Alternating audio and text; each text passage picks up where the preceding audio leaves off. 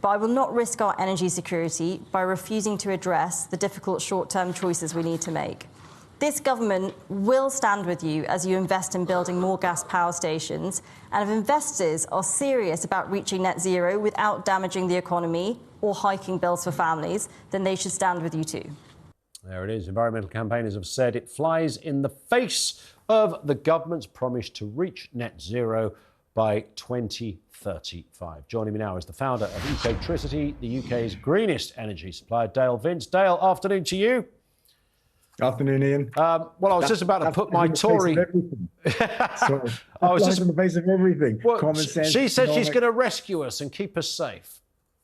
What problem, right? They've just created this problem and said that we need gas to fix it. We have not had blackouts before. With an increasing amount of renewable energy on the grid, we're up to nearly 50% now. We have no blackouts. So why are the current power stations that we have not enough to continue preventing blackouts?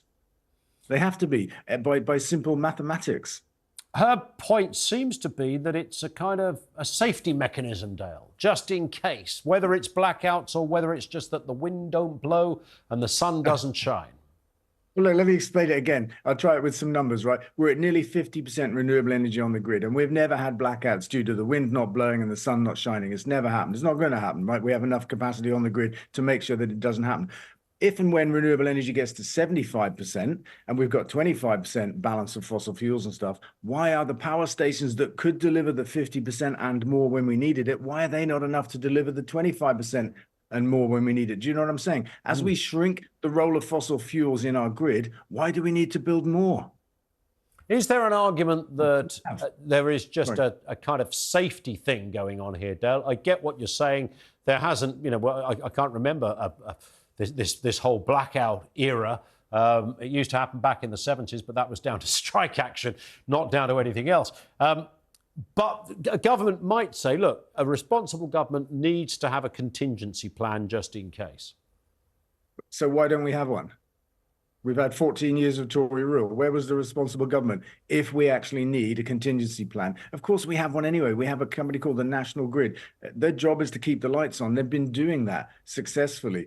And, we've increased the amount of renewables on our grid from about 1% 30 years ago to nearly 50% now. And we haven't had any blackouts from renewable energy. We have enough fossil fuel capacity on the grid to fill in the gaps when the wind doesn't blow. We have it now. So why do we need to build more? Because our demand for electricity is not going off the charts. It's incrementally increasing. This is a fake problem from the Conservatives in order for them to parade themselves as champions of fossil fuels and energy security and energy independence. And it makes no sense because half our gas currently comes from the rest of the world. The other half comes from the North Sea. The North Sea is in terminal decline, right? It's emptying itself out or is being emptied out. No amount of new drilling can change that fact. We are dependent on the rest of the world for our gas. So new gas stations don't make us more energy independent. They won't lower bills because we don't have control of fossil fuel pricing. Global markets have that. All of this is nonsense. It's quite incredible. Have Labour missed a trick here, though, Dale? I mean, this is the party that you support. They've agreed with this and said, yes, we understand that, we acknowledge that retiring gas-fired stations need to be replaced. Why would they say that? I think they're making maybe it's too subtle. Maybe the point they're making is too subtle. I'm trying to make the same point. The capacity we have now in gas is enough. We don't need more. What Labour is saying there is that if we retire a gas power station, we need to build one to replace it. They're saying that we don't need new ones to add capacity. We need to keep the capacity where it is. Now, that makes sense to me, except for one thing. Gas-fired power stations don't need to retire. It's not a nuclear project where you have to seal it all in concrete and run away for 1,000 years. You just take out the worn-out pieces, the turbines. You've got a grid connection, you've got cooling systems and everything else. You just put in new turbines and you carry on burning gas again. So we don't need to build new ones, even when the old ones we have get too old to function. We just reuse them, But shouldn't Labour have been clearer on this? Shouldn't Ed Miliband have come out and been... I mean, yes, of course, he has said that the reason that the Tories can't deliver lower bills and energy security is that energy security we need is that they are specialists in failure when it comes to our clean energy future. Now, he might be right about that bit, depending on where you sit politically or depending on where you sit on this specific argument. But wouldn't it have been better if Ed had come out and said what you just said?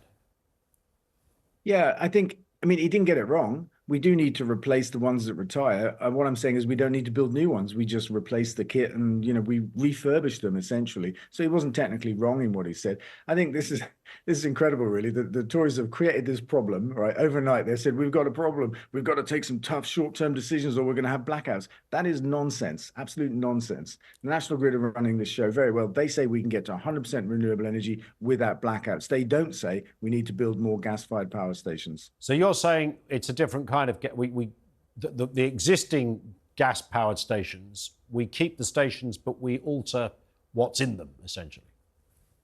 When they get too old to operate, we don't need to build new ones. Let's say we've got, I don't know, 100 gigawatts of capacity. I don't know what the number is. There's nowhere near that much of gas, right? We don't need to add to that and make 150. We just keep it at 100. And as renewable energy increases on the grid, we'll use less and less of that 100 anyway, because we'll need less and less of it. But we can keep enough for the backup that we need without building new ones. Honestly, it's such nonsense. It's really hard to argue against. I'm just gonna put my Tory hat on for a second, Dale, and just wonder here, maybe that the Environment Secretary, bearing in mind she was addressing Chatham House, do you think it's possible that she actually agrees with you, but she used very select wording so that it made it sound like she was very much team fossil fuel, because that would have pleased the gallery she was addressing.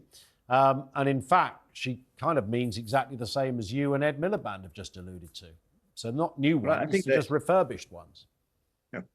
But no, because it doesn't make sense to say we'll back you all the way to build the power stations that we need. It doesn't make sense. She's talking about new stuff deliberately so. But here's the thing, Ian, none of these people are going to be around in government by the end of this year, are they? They know that. The industry knows that. We all know that. Whatever they say is just a distraction from... Dale, you might be wrong here, because Boris is back, as you've just been hearing. Johnson has re-entered the fold. The mighty blonde one is back in the game. Yeah, I mean, I'm loving that. I thought I was in a fever dream watching your show for the last 10 minutes. All this talk about Johnson and Sunak teaming up and stuff. Look, I think that's great. But as one of your commentators said, look, the policies aren't changing, right? You can drag a big personality into this battle. Johnson's got his own problems. He came out of the COVID inquiry battered, quite frankly, reputationally. He did some very bad things while he was in number 10. The public aren't stupid, right? He may be jovial and, bit of a laugh to be around, but we've seen him in action when the nation was in crisis, and he let us down. He's not going to get over that in a hurry. You've written a book called Manifesto, and it's just been re-released, but with new material in it. We can actually see it there on the screen. How much? This is your idea of how the world should function in a greener, more environmentally sound fashion. Would that more or less be it? Yeah, it's about how we get to net zero without spending a lot of money, actually. I think what I show in the book is that it's cheaper, actually, for us to get rapidly to net zero in terms of greening up our energy supply, electrifying transport, and changing what we eat, eating more plants and less animals, is cheaper than not doing that. And in the case of getting to 100% green electricity on the grid, we don't need any public money at all. And that's counter to the kind of media narrative that we're used to hearing, the Tories saying, oh, Labour will borrow too much money for the green economy, and Labour saying, well, we won't, we'll be careful. And actually what I'm saying is you don't need to borrow money for it, because the cost of wind and solar right now are below the cost of wholesale energy on the grid, and they're staying that way. They're dropping. They're the cheapest forms of energy we can make, and the fastest and the cleanest, and we're building them now with no public money. So are other people. And all we have to do is actually change the planning regulations, unban onshore wind, which is one of the stupid things that David Cameron done. Bless his socks. He's back as well. I saw that in your previous piece. It made me smile. I mean, he cost the nation £7 billion. In the 10 years since he banned onshore wind, our energy bills become £7 billion higher than they would have been if he had not done that, because onshore wind is making a huge contribution to lowering our energy bills, something that fossil fuels can't do. Anyway, I'm running on now. That's all right. I was just going to say, you've thrown a few quid in Labour's direction and Keir Starmer's. That's well known. But how much of your manifesto do you think the party you now support will adopt? I have no idea. I'd like to think all of it. That would be great, but I have no idea. None of it's radical. I think the most radical thing in there, probably for most people, is the idea that they need to eat less animals and eat more plants. And for some people, that's not radical at all. They'd be like, yeah, I know that makes sense, right? What I'm not advocating is everybody gives up animals on day one and goes, 100% vegan straight away. That's not a sensible trajectory. But as a nation, we eat vastly more animals than we used to. It's exploded since the Second World War, the advent of industrial animal farming and fertilizers and all that kind of stuff. And it goes hand in hand with an explosion in health issues for us humans. Bowel cancer, heart disease, all that kind of stuff has gone up with our consumption of animals. It's very clear in the data, and the science is clear as well. I think that's the most radical thing. Green energy is not radical. It won't cost us money, and it will drive our energy bills to the floor and keep them there. And electrifying transport is happening all around us. Why don't Labour stick some of that in their manifesto then, Dale? I don't know. But I'm hoping they will. I mean, can you not say, look, here's another couple of quid if you get this one in there? No, I'd never do that. And I give them money because I want them to win. There's always a disparity in the arms race in terms of how much the parties can spend. At the last election, the Tories spent more than all the other parties put together. For this election, they've doubled the spending limit to £35 million, hoping to outgun everybody. I chip in because I want to help close the funding gap. What I don't do ever is ask for anything in return.